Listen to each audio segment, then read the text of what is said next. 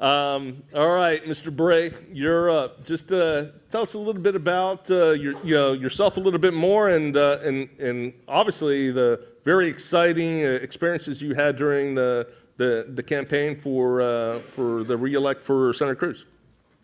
All right, well, it's good to see everybody out there. I'm not going to take a lot of time talking about what I do and who I am. I really want to get into the concept, so I'm going to tell you this. If you have a pen and paper, it's going to be awesome today.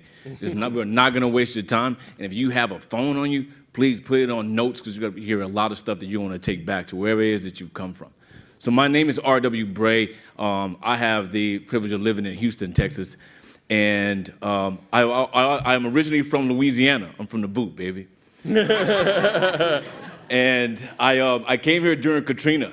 I have friends in the audience, so I'm going to try and behave. So you're not going to see a lot of New Orleans come out of me. But what you will see, I think, is a lot of energy based on this concept of engagement.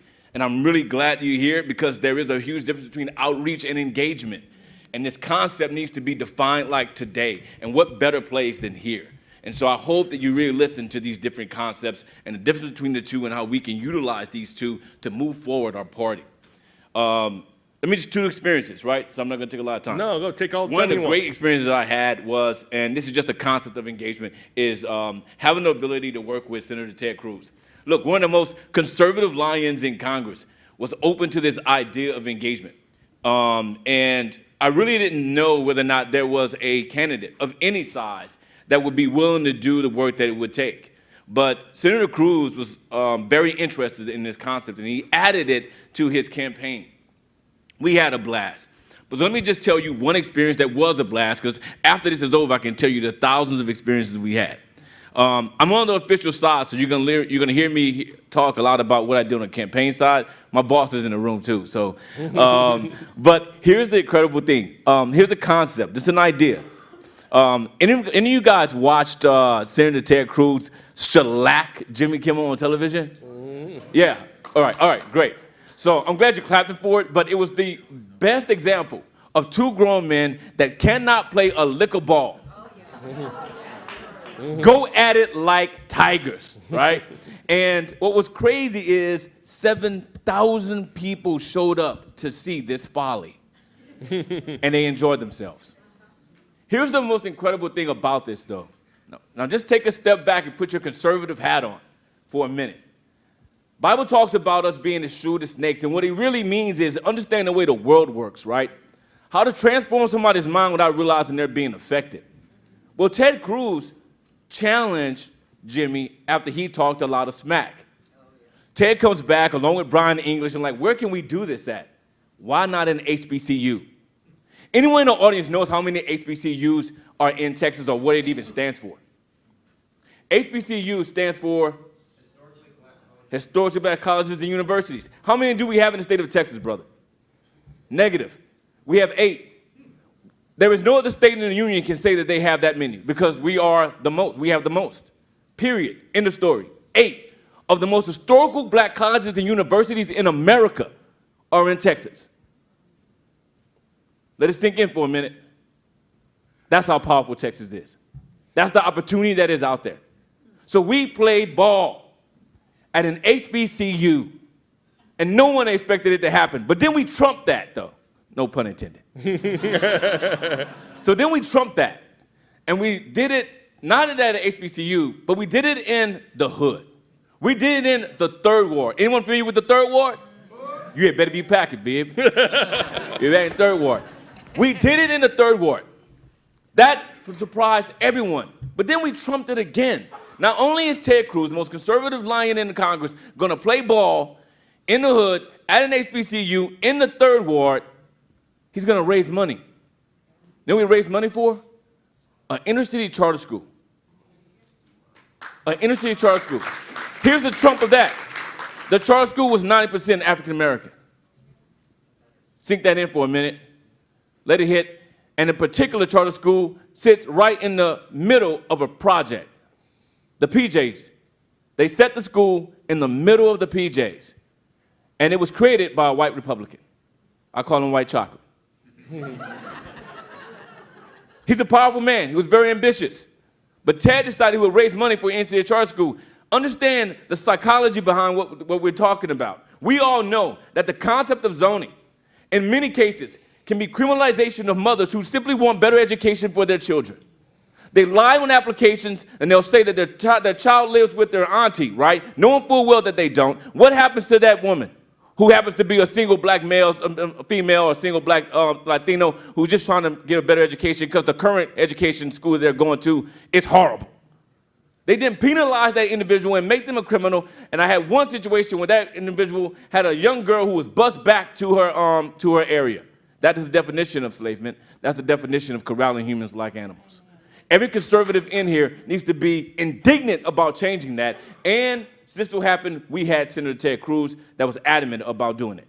So he played ball, put the shellacking on Jimmy, shut him up, and we raised $80,000 for a charter school.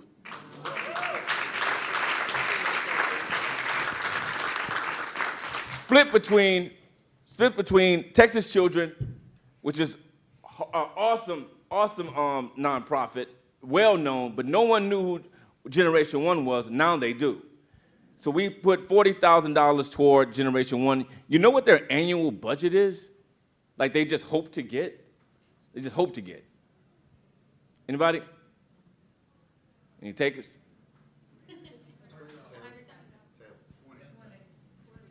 Yeah, $250,000. They just hope to get it, right? They typically somewhere around $100,000 a year. Isn't that sad? And in one game, we were able to raise $40,000. That's the power behind engagement. So I'm gonna tell you more later because I really want to get into the concept. But I want you guys to really start seeing where I'm gonna go when I say certain things, and I'm glad you're here. Thank you.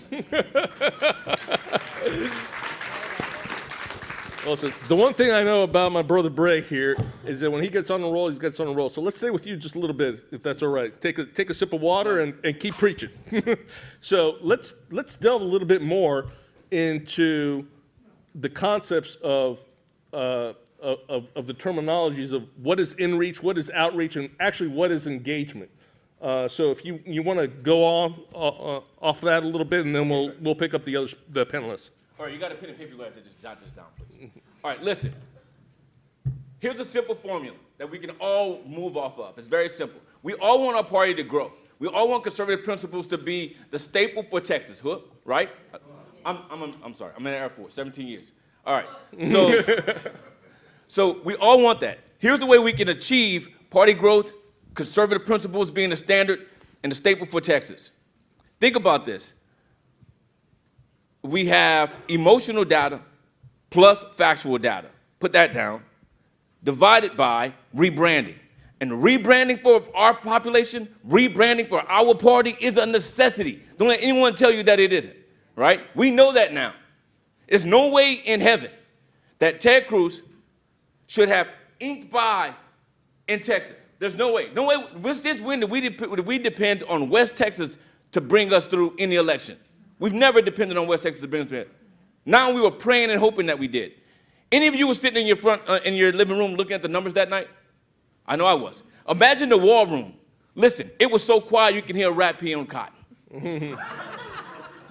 Here's how we knew, though. Here's how we knew that there was hope. We weren't moved by all the high-powered counties coming in. We were moved the moment we saw that West Texas and Panhandle was holding us down, and we won. But here is the deal, though. Here's the positive deal. We learned something that day. And what we learned was, and this is amazing, rebranding. Anyone knows how many black male votes, as far as percentages, Ted Cruz got?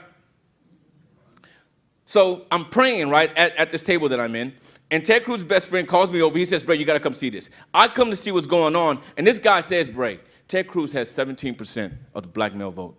I said, man, refresh. You're lying. Just refresh this. Refresh it all. 17% black male vote. And so he says, Bray, whatever we're doing, we got to keep doing it. Every candidate needs to do it. And it's truth. Anytime we start rebranding, we have to start redefining how we engage individuals on their level. Forget about being colorblind, be color aware, and understand the differences. So we start rebranding, divided by rebranding, times multiplied by engagement. And I'll talk about engagement later. And then what we'll have is a party growth. And here's how we get there. 5 E's, all right? And I'm going to shut up. You go. You 5 go. You E's, got all all right? the time. Check this out. 5 E's. Please write it down. It's very simple for any candidate. Take this back to any candidate and any individual that wants to engage in any organization, right? So 5. This is how we're going to move our party when it comes to engagement. There are all the different ways we can do it. But here's how we do it with engagement. Number 1, empowerment. We'll talk about that later. Empowerment. Number 2, enterprise. Write that down, enterprise. Number 3, entrepreneurship. Number 4, education. And number 5, environment. Ultimately, all these 5 will affect and positively affect our economics here in Texas, but also spread our message in a way that is very shrewd, but very effective. And we will do this if we can just home in on these 5 E's, and I'm sure we'll have more questions where I can dive into that. What you'll see is a dichotomy, is a change in the mindset of how people think when it comes to minorities. And the powerful thing is that these marginalized communities are full with individuals with concepts and ideas and values that are the same and aligned with us. We've just done a poor job of branding ourselves and bringing that message. If we stick to these 5 E's, they become gravitos because they make sense. I'll end with this. One of the most powerful populations that we have right now are African American males between the age of 23 and 36. You know why? All of them are looking to be entrepreneurs. One of the most powerful populations right now in America, the most growing demographic of entrepreneurs is black females becoming millionaires. Now, you think they want to keep their money in their pocket? You bet they do, and so do conservatives. So we'll talk more. That's absolutely right. So now you know why I invited Brother Bay here to be with us all today. Let me just talk to everybody like we're family for a minute. And get extremely real about InReach. The truth is, if we're honest about InReach and outreach, we've been really lazy. We've been really lazy. The proof of that is the elections that we've seen and how close they've been. We've taken for granted Texas in a lot, and we forget that so goes Texas, so goes America. It's become cliche, but it's true. And the proof of that was that they sent a bulldog to Texas, and in the shape of a mouse, Beto O'Rourke. And no one saw this guy coming as quickly as he did, but he did very quickly. And all of a sudden we saw Cali, New York, and everybody getting really jazzed up about this guy that's skateboarding with absolutely no principles at all, just sold out the fact that this cat was cool. Guys, that's what happens when we don't think for ourselves and we allow for our neighbors and our friends and our county to get really jazzed up about absolutely nothing. This guy was far left of Nancy Pelosi, and we were still talking about making him a state senator. Guys, get indignant. InReach is about being indignant about something. And here's a real example, while I told you guys to really calm down with me for a minute and talk as family. How did we get here? All of this started with political power. And here's an example. You only lost the black community and Latino community back when LBJ came around. That's when we lost them. Until that point, man, we had families that were full. We had women who had no problem raising their kids with their husbands. We had men in their homes on both sides of the house. We had a nucleus. We had some sort of principle. We had black business owners. We had Latino business owners. LBJ comes around and he says something, one of the most powerful things ever. I'm going to have these black folks, and he didn't use black folks, voting Democrat for 200 years. What did he mean? It means he was methodical. He knew, I'm going to give these cats milk. It'd be hard to get rid of cats. I'm from Louisiana. When you keep feeding them milk, they won't go away. So my grandmother would tell me, stop feeding them cats milk. Then I realized these cats wouldn't be popped up in my house anymore. Now, he knew he needed to be methodical. So he started giving. And what happens? You become very loyal because you forget how to fish because someone's already given you fish. That's right. Taking away very methodically our humanity. And conservatives, the people who at one point in their lives were abolitionists, who talked about freedom and returning humanity to people, backed off from it. Yeah, this does sound good. No, it doesn't. What they created was a loyal group of voting blocks. It was no different than slavery. The only difference is they wasn't harvesting cotton, they were harvesting votes, and they do it every campaign. Yes, they do. Why aren't conservatives more indignant about this? How do we affect it? When it comes to in-reach, we need to remind people of our beginnings. Remind people of how this all started. Because now you have the consequence of this methodical approach, political approach. Remember, it happened politically. The methodical approach of that is you have 95, 96% of African Americans voting Democrat consistently across America. We have 1,000 people a day moving to Texas, and we're still talking about containment. No, we need to start talking about engagement. And the only for us to do that, because I don't know where these folks are coming, but they are not us. And proof of that is in the last election. Proof of that is in the last election. Now, when it comes to outreach, the powerful thing about outreach is that what he was talking about is perfect. When you have someone that is coming to your area to do block walking or phone banking or whatever that case is, here's a cool thing about outreach and why I talked about emotional data over rebranding is, yeah, you got a single mom coming, she's fired up about getting on the phones, and you give her a precinct. That's great. But we have enough factual emotional data now to take that single mom and give her a list of nothing but single moms to call. Yeah. Forget the precincts. Just get somebody to get really fired up about emotion.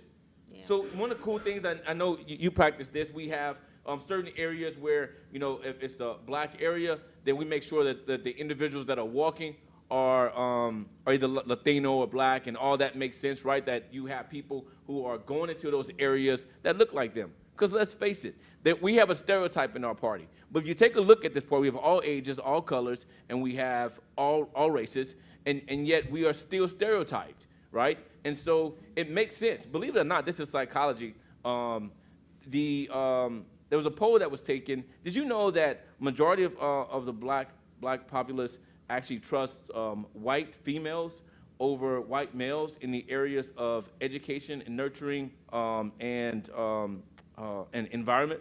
Anyone know that? And it all came from actually they used to believe that that when back in the day when these white women were actually taking slave children and teaching them in private. They would actually teach them in private, regardless of what the masters thought. They would teach them in private, and all of a sudden they became very beholden to these white women, right? And through the years, people like Harriet B. Stowe and people like Nancy Reagan, right, made all these great moves. Suddenly they won the hearts and the minds of these black people. You think about Nancy Reagan in the black community, she's raised up as a pillar, right? Nancy was a Republican. Let's start thinking about how we can go back to using that psychology behind having these powerful, powerful white conservative women who are making moves in these areas because you already have the trust. And lastly, I'll end with this. White men in the areas of enterprise and economics are seen as leaders. You go to any entrepreneur, black entrepreneur's office, likelihood, there's 36 to 40% likelihood you have in his office you have a picture of Steve Jobs. What's crazy is that these individuals, when you think about psychology of individuals, you have a boatload of entrepreneurs, whether they're black, Latino, or white, who look up to these incredible white men who have made a difference in America, who happen to have been conservative. So now if a white guy comes in talking about education, they'll probably say, man, this dude don't know what he's talking about. But if he sees a white woman, he's like, oh man, this white woman, she's really cool. So you play with the psychology of the way America has been birthed and never forget the in-reach part, because the in-reach parts all started with politics, and I'm hell-bent on making sure that LBJ is wrong. Yeah, that's good. Thank you. I have a timely question. I'm Edward Retta, and I'm Vice Chair of Hispanic Engagement for Dallas County Republican Party. There's a timely issue. First, I want to give a fact. There are research surveys that have been done, and among the Hispanic population of the United States, the language preference for media consumption, I have research, I'll get to the question, only 14% of all Hispanics in the U.S. prefer their media consumption in Spanish. My question is about Fort Worth. We have something happening there. It's the Muslim doctor And I believe in an audience like this, we all care about hearing from experts like you all some rational and adult and principled conversation around this issue. Thank you. Any one of the panelists want to take a crack at that? As I look to Bray. Go ahead. That brother's name again? Bold question. Sensitive question. Yeah. See how quiet it is? Here's the deal. I'm all about engagement, obviously. I think that regardless of what your religious background is, I believe that republicanism, the concept of republicanism, is not based on race, it's not based on religion. Conservatism, however, has a big religious portion, and I think that has to be respected. And so when I look at what happened with this individual, I feel like the conversation should be wrapped around what is republicanism and what is conservatism, and how do we indoctrinate and respectfully our religious beliefs into both of those, right?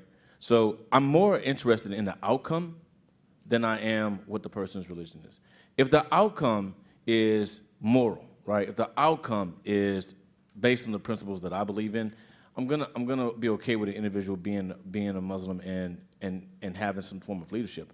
However, I'm not an advocate on the area of conservatism, only because that's my personal preference and the way I view some of the Muslim community and what has happened to America from there. So I think if we're gonna have the conversation, we have to get a real conversation with people who are offended because the thing about Muslims is that, and I'm talking from having been deployed, there's no barrier between politics and religion with them. It's all one. We can do that. We can do that. As Americans, we can separate the two. So if you're talking about a different animal, we're not comparing apples to oranges. We're talking to someone who's going to believe by nature that their principles, their religion is also their politics. That's not an American way. And so if you have anyone who just doesn't believe that those two should be meshed together, you're going to get some kickback from the Republican Party. And I tell my Muslim friends, listen, if you're going to be Muslim, you got to understand, most of Americans and Republicans are not going to stand for their politics and their religion to be one. They're going to advocate that you can bring your principles to the table. But if you can't separate those two, it's going to be very hard for you to talk to a conservative Republican, period. Very well said. All right, let's see. Chris, let me go on this side, and then I'll come back over here. Sir. Hello, y'all. Chris McDonald, serve on the SREC and conservative activist in Harris County. I'm proud of you, my brother Bray. Good job, my friend. Question comes up regarding the myth or theory of party switching, and that is in that you go into the black community and they say, well, the Republican and Democrat Party switched. They're not the same as they were then. I've even seen a conservative on social media, to wit Jerry Patterson, buy into this theory of the party switch. Could you speak to how the party switch came to be that theory and what we can do to counter it when we're engaging with black people in our community? There's no way in the world I can go into that, you know full well, but I really appreciate that question. But obviously, it's the myth is the Southern strategy, right? You guys are familiar with that. And we recognize this is the myth. Here's how I debunk the myth, right? And we can talk about this offline. But the real simple fact of the matter is, long before the 60s, people forget that we were already talking about civil rights. And here's another fact. Senator Eric Dirksen, you guys remember that guy? Senator Eric Dirksen is the only reason why the 64 Act ever even happened. That's it. He was a Republican. LBJ could not get it through without Dirksen. Matter of fact, he was on the cover of Time. Remember that? He was the champion. And everyone thinks that LBJ did that by himself. No, it was a white Republican. And we forget about 58. We forget about 60. Conservatives were already pushing civil rights, and Democrats were already shooting it down. Matter of fact, LBJ has shot it down consecutively 8 years through the whole time process. So when you're debunking the fools that actually believe that this dude was a champion for civil rights, and then all of a sudden a whole bunch of white people just decided they would turn Republican, you can debunk that very easily.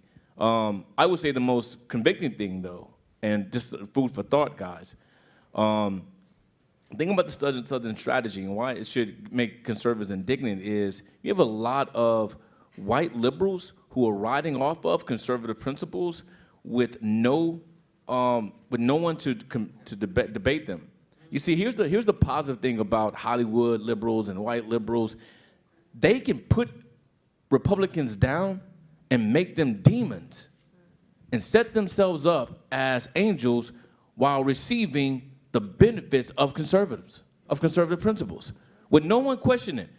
The same tax breaks that we fight for Republicans, rich white liberals get. But do you see them in the streets? No. If you do, they're talking about social issues, so now they look like champions. The truth is that somehow Republicans have to call out the white liberals who are benefiting from all of the principles that actually matter politically, because they do. They're just quiet about it, and then call them out for what it really is. The truth is that traditional values and conservative principles still work today, and they can talk about Southern strategy all day, but it's about me believing in a unicorn.